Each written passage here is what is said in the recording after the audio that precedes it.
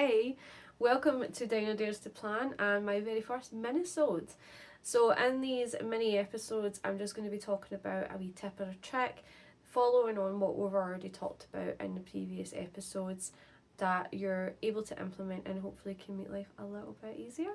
So what I just wanted to touch on this week is what we've already done up until this point is plan out how we go about delivering something. So we've broken down all of our steps as to everything that we need to do in order to, in the example that I've used, get an act completed and delivered. One of the joys of planning all this out is we've planned out our as-is process, essentially. We've mapped it out. We can now see where we're making inefficiencies.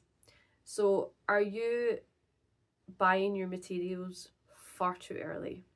Are you buying rhinestones before you've even completed your costume designs because you know what colours, so obviously you'll buy them?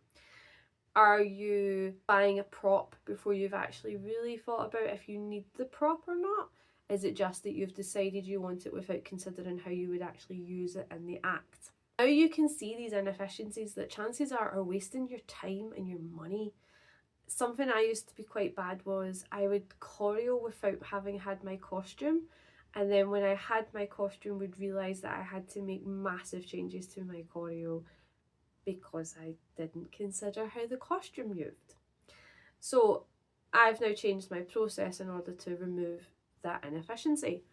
And this is something that you should really take the opportunity, now that you've mapped everything out about what you would normally do when you're creating a new act, or what order you would do things if you're booking a tour or making a new production. Now you've maybe done one as well, think about it, look at it. What have you maybe done that didn't make sense? What could you do to make your process faster? Were you procrastinating? How can you stop doing that?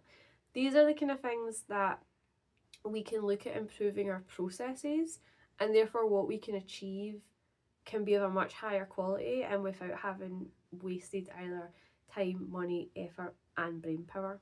So my challenge to you would be, go and have a look. If you've written it all down, if you've done this process that we've chatted about already, where we're creating a new act and we've used the Kanban board and the mind maps, review it and think, is there anything about how you normally do this that doesn't make sense and that you can change? Let me know in the comments below. I would love to know if you make any positive changes off the back of this. Next week we will be back and we're talking about one of my favourite topics, which is feedback when you're giving or receiving feedback from a fellow performer. So I hope to see you all then. As always, please like and subscribe, as I am here for you every week.